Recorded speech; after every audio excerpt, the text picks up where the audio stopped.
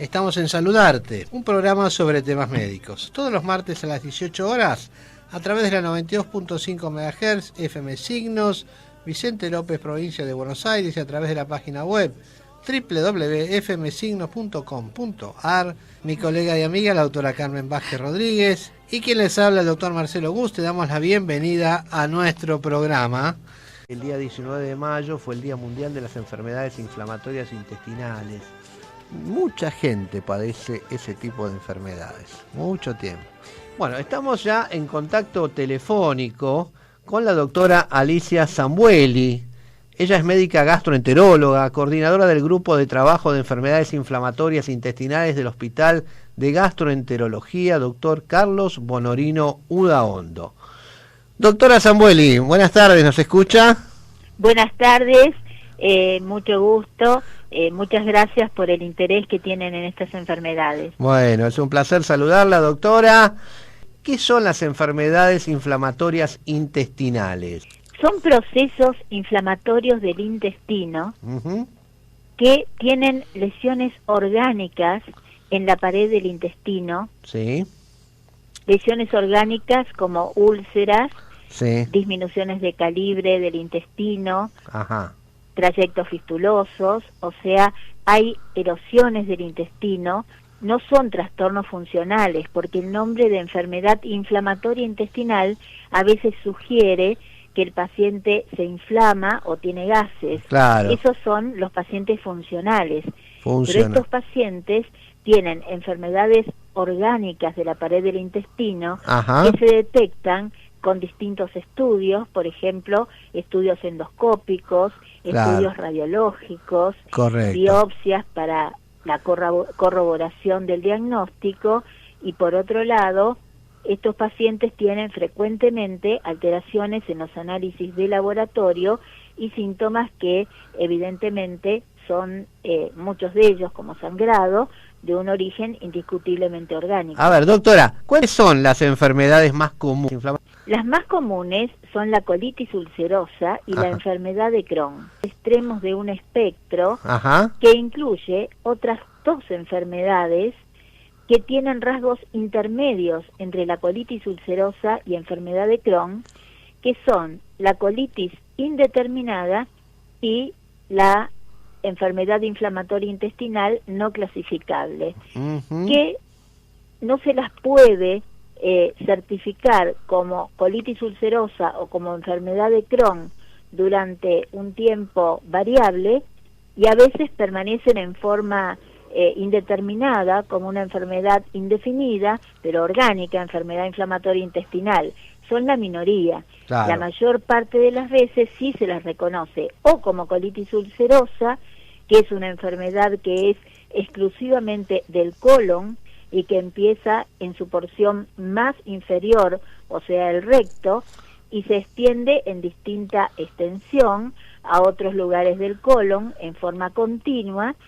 Y la enfermedad de Crohn es una enfermedad que puede comprometer el colon, el intestino delgado u otros órganos del tubo digestivo, como por ejemplo muy raramente el esófago y el estómago. A ver, doctora, entonces, le aclaramos a nuestros oyentes que el colon es con lo que habitualmente hablamos del intestino grueso, ¿no? Exactamente. Entonces la colitis ulcerosa aparece en el intestino grueso y la enfermedad de Crohn puede aparecer en todo el intestino, ¿está bien? Exactamente, la enfermedad de Crohn puede aparecer también en el intestino grueso, que es la forma de presentación curiosamente más frecuente en nuestro país, al igual que en Uruguay, sí, en tanto que internacionalmente la forma más frecuente es en la parte final del intestino delgado, que es el ilion terminal. El ilion terminal. A ver, cuéntenos algunas cositas así muy básicas, digámoslo así. ¿Es más común en el hombre, en la mujer? ¿A qué edad comienzan estas enfermedades? Con respecto al sexo, no hay diferencias cuando se considera globalmente las frecuencias, las prevalencias de los distintos países. Nosotros tenemos algo más de frecuencia en el hombre en la enfermedad de Crohn, pero no es una diferencia significativa que se mantenga a nivel global en el mundo. Pero lo que sí es de extraordinaria importancia, que estas enfermedades habitualmente debutan en el joven. O sea, en la segunda, tercera década de la vida, y generalmente también pueden extenderse hasta la cuarta. Hay algunos en edad avanzada, pero no es lo más frecuente, y esto es el grave problema de la enfermedad, porque tiene síntomas muy importantes en muchos pacientes que alteran la calidad de vida y pueden comprometer al paciente en el momento en que está realizando la capacitación escolar, la capacitación laboral, o que está formando una familia. Entonces, esta es la situación complicada de estas enfermedades, que hay que detectarlas a tiempo y hay que tratarlas adecuadamente. Y cuéntenos, doctora, ¿qué es lo que siente una persona que tiene colitis ulcerosa, que tiene enfermedad de Crohn? ¿Cómo se manifiesta? Los síntomas difieren de acuerdo al tipo de enfermedad, colitis ulcerosa o Crohn, y localización de la enfermedad. Los pacientes suelen tener como síntoma más frecuente diarrea, aunque algunos pacientes con Crohn, por ejemplo, que tienen estrecheces de intestino, pueden tener constipación luego de haber tenido un periodo de diarrea y llegar a una obstrucción intestinal que requiere una cirugía de emergencia. Los pacientes suelen tener sangrado, sobre todo los pacientes con colitis ulcerosa, frecuentemente, altamente frecuentemente tienen sangrado. Por otro lado, tienen dolor abdominal, pueden tener fiebre, dolor abdominal, sobre todo el Crohn, más que la colitis ulcerosa, pueden tener episodios de fiebre y pérdida de peso, deterioro general y alteraciones frecuentes en los análisis de laboratorio. ¿Anemia, por ejemplo, puede aparecer? Justamente pueden presentar anemia, alteraciones de laboratorio, aumento de la PCR, o sea, de la proteína C reactiva, que es un marcador de inflamación. No siempre se da en periodos activos de la enfermedad. Aumento de la eritrosedimentación, a veces bajan las proteínas como la albúmina en la sangre, pero esto es según el periodo de actividad de la enfermedad, que puede ser intermitente. Lo más frecuente es que haya periodos de actividad y periodos de remisión, o sea, periodos en que la enfermedad vuelve a una sintomatología de una persona normal, sobre todo después del tratamiento, aunque hay pacientes que tienen síntomas en forma continua. ¿Sabemos por qué ocurre el origen de estas enfermedades? Es multifactorial. Hay una predisposición genética, pero eso no significa que estas enfermedades sean hereditarias. Esa predisposición genética interacciona con factores del medio ambiente. Por ejemplo, el tabaco influye en la predisposición a la enfermedad de Crohn, pero no tanto no en la colitis ulcerosa. Al contrario, los pacientes que fuman en la colitis ulcerosa parecería que retardan el comienzo de la enfermedad. Pero hay factores del medio ambiente, evidentemente, porque comienza a desarrollarse en países que se están industrializando cada vez más.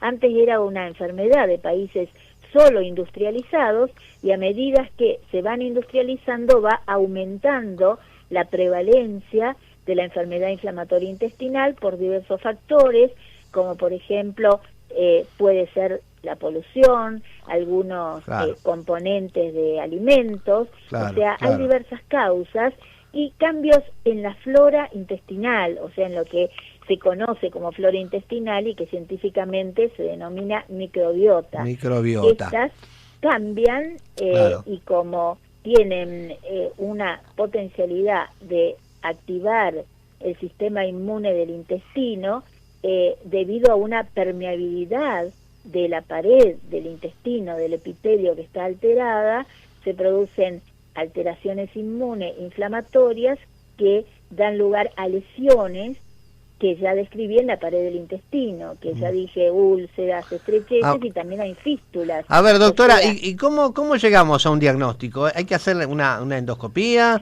¿Tenemos que observarlo directamente con una biopsia? ¿Cómo llegamos al diagnóstico de esto? parte, obviamente, de la sospecha clínica de no subestimar a un joven que tiene síntomas, pedirle estudios de laboratorio, y hay otros estudios, como por ejemplo la calprotectina fecal, que puede ser un estudio indicativo si hay un determinado valor de que el intestino está alterado en un joven.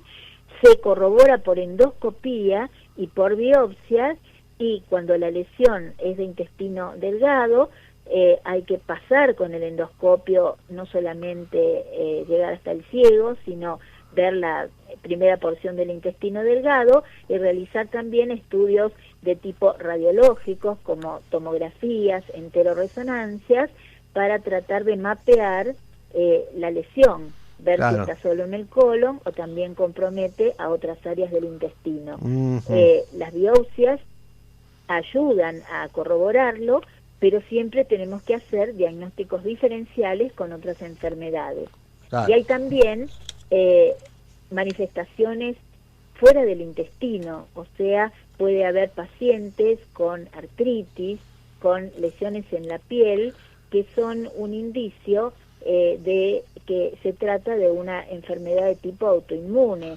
Hay también inflamaciones en los ojos, a veces trastornos a nivel del hígado. Claro. O sea, es una enfermedad de tipo sistémica. En muchos pacientes, que no se queda solamente en el intestino. A ver, doctora, acá me están mandando un oyente una pregunta, y me preguntaba si hay otras enfermedades inflamatorias, y me pregunta por los divertículos. ¿Tiene que ver los divertículos con la enfermedad de Crohn?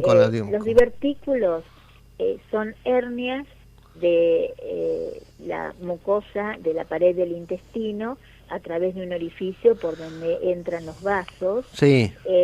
Los divertículos son una formación de la pared del intestino que pueden complicarse o pueden no tener ningún problema. Es como tener apéndice, y uno puede tener apendicitis o no. Sí. No tiene nada que ver con las enfermedades inflamatorias intestinales. Correcto. A ver, doctora, llegamos a un diagnóstico, sabemos que es un Crohn, sabemos que es una colitis. ¿Qué armas terapéuticas tenemos? ¿Qué podemos hacer por esos pacientes sabiendo que no existe la cura, ¿no? Pero ¿cómo mejoramos la calidad de vida de esas personas? Primero, hay que ubicarnos en la localización y la extensión de la enfermedad y el grado de actividad que el paciente tiene en ese momento y el pronóstico a futuro de acuerdo a diversos factores, como la extensión de la enfermedad, la edad de comienzo, otras características como por ejemplo compromisos en otros órganos, manifestaciones extraintestinales. Y lo primero que tenemos que hacer es inducir la remisión, o sea, que el paciente deje de tener síntomas, y no solamente que deje de tener síntomas, después viene cicatrizar el intestino lo mejor que podamos para que la enfermedad quede estable a través del tiempo y no se vaya complicando. Aquí tenemos distintos tratamientos y algunos actúan en el periodo de actividad y otros se dan para frenar la actividad y para mantener la remisión de la enfermedad. O sea, el tratamiento es crónico y debe ser continuo. Y de acuerdo a la respuesta individual del paciente y al tipo de enfermedad, nosotros utilizamos uno u otro tratamiento. Hay algunos que hay que tener cuidado de no usarlos inadecuadamente. Por ejemplo, el abuso de los corticoides puede producir muchos problemas. Así como pueden salvar la vida de una persona, el abuso de los corticoides puede producir problemas a largo plazo. Hay otras medicaciones en la colitis ulcerosa, como el mesalazina o mesalazina de mantenimiento, y hay otras sustancias más importantes que hacen que el sistema inmune se mantenga a raya, o sea, de que no produzca esta exacerbación Claro.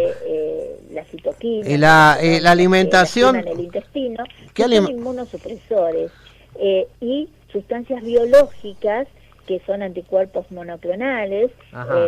Para la audiencia, que recuerden que un argentino, Milstein, intervino un premio Nobel en la identificación de anticuerpos monoclonales que bloquean un sitio específico de la inflamación y que pueden ser bloqueadores de distintos fenómenos de la inflamación según lo requiera el paciente y según la respuesta que haya demostrado previamente. ¿La alimentación que deben seguir es una alimentación especial?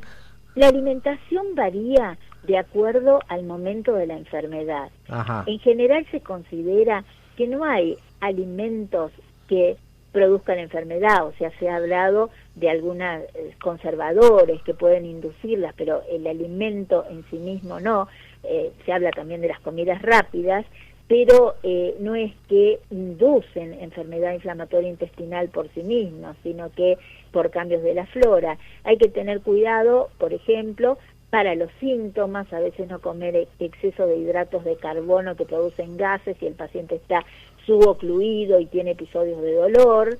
Se habla de los alimentos también demasiado elaborados, que no hay que abusar de ellos, pero en algunas ocasiones tampoco hay que excederse con las fibras si el paciente tiene una estrechez de intestino. O sea, esto va cambiando de acuerdo al tipo de paciente. Estamos en un momento muy difícil, el momento de la pandemia, del COVID.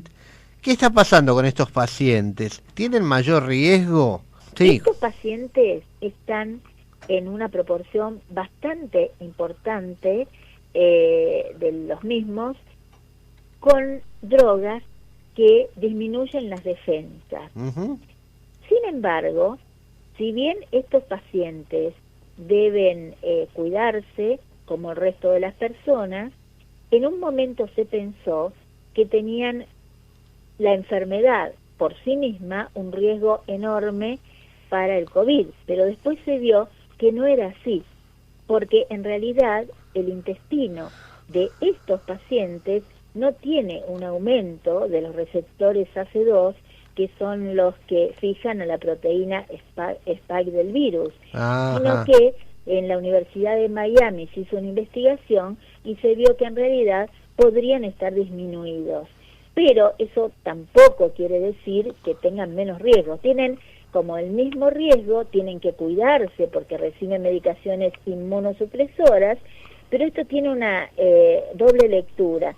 Por un lado, determinadas medicaciones pueden disminuir las defensas del organismo, por ejemplo el exceso de corticoides, un exceso de inmunosupresores, pero el tener a la enfermedad controlada también mejora las posibilidades de que el paciente salga bien de un COVID. Claro. Y por otro lado, estas sustancias que bloquean las citoquinas, en determinado momento pueden colaborar cuando el paciente con COVID tiene este síndrome de liberación de citoquinas brusco, que a veces determina un cuadro final grave. O sea, los pacientes no tienen más mortalidad que el resto de los pacientes con COVID y tampoco han tenido peor evolución. Pero sí es importante que la enfermedad esté controlada. Claro. Y que los pacientes hagan tratamiento, porque si suspenden el tratamiento y se activa la enfermedad, caen internados, pueden llegar a operarse de emergencia,